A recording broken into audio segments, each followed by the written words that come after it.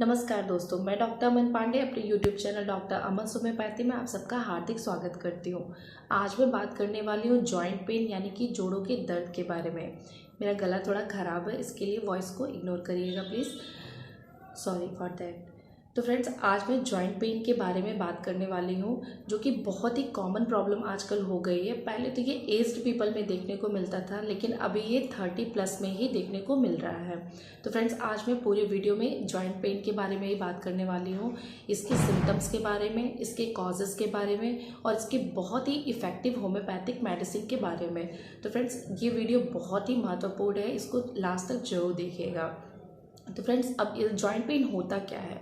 जैसा कि नाम से ही हम लोग को पता चल रहा है कि जोड़ों का दर्द, यानी कि जहाँ पे भी हमारी हड्डियाँ मिलती हैं वहाँ पे अगर हमको दर्द होता है तो वो जॉइंट पेन होता है। यानी कि इसके कई कारण हैं जो कि आगे मैं वीडियो में बताऊंगी। तो इसके हम लोग को लक्षण क्या क्या देखने को मिल सकते हैं उसके बारे में बात कर लेते हैं। कि सबसे पहली बात तो जो जॉइंट पेन होता है, हमारा जो जोड़ों का दर्द होता है, वहाँ पे बहुत ही ज़्यादा दर्द होता है पेशेंट को, बहुत ही ज़्यादा स्टिफनेस यानी कि अकड़न रहती है, जकड़न रहती है पेशेंट को, उसका मूवमेंट अच्छे से नहीं हो पाता है, रेस्ट्रिक्ट हो जाता है उसका मूवमेंट, यानी कि अवरुद्ध हो जाता है उसका जो मूवमेंट होता है। और वहाँ पे लालिमा भी कई बार देखने को मिलती है और बहुत ही ज़्यादा सूजन देखने को मिलती है पेशेंट में, और बहुत ज़्यादा कई बार बर्निंग सेंसेशन भी पेशेंट को महसूस होता है।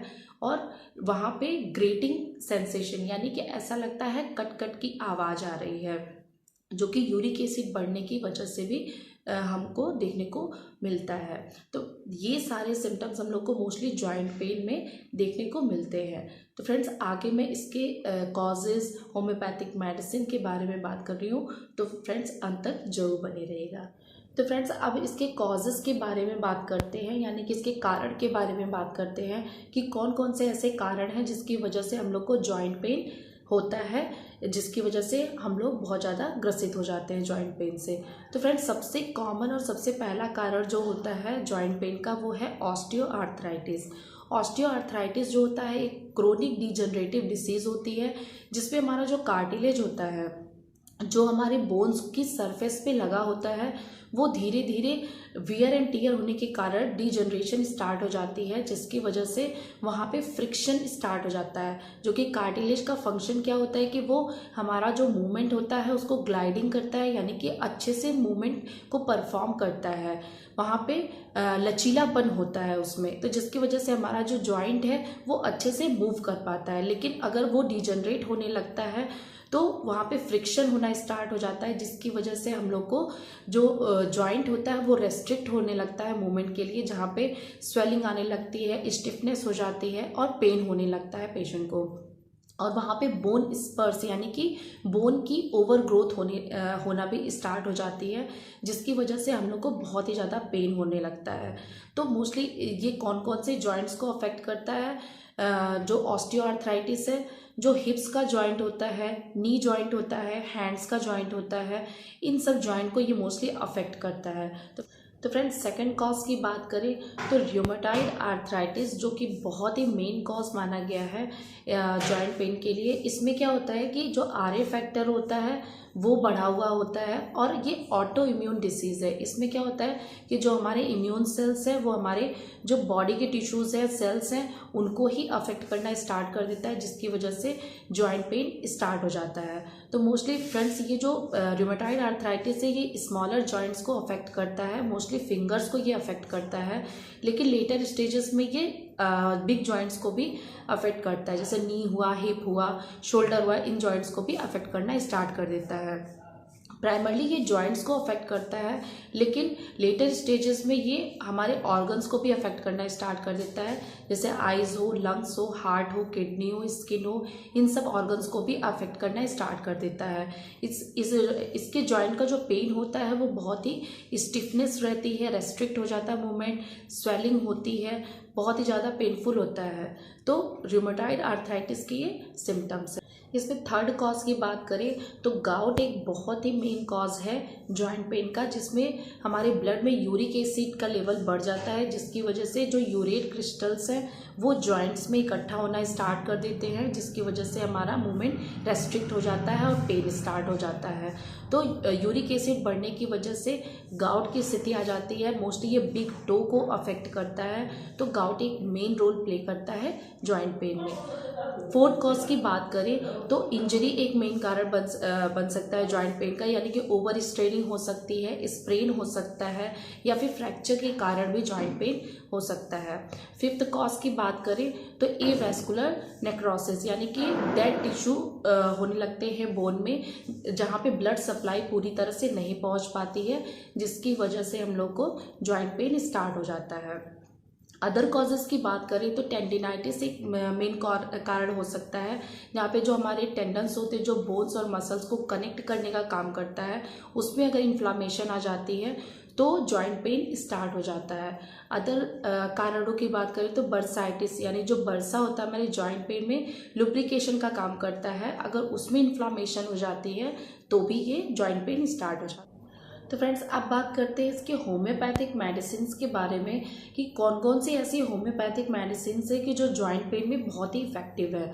तो फ्रेंड्स आज मैं 5 ऐसी बेहतरीन मेडिसिन के बारे में बात करूंगी जो कि बहुत ही इफेक्टिव है जॉइंट्स पेन के लिए।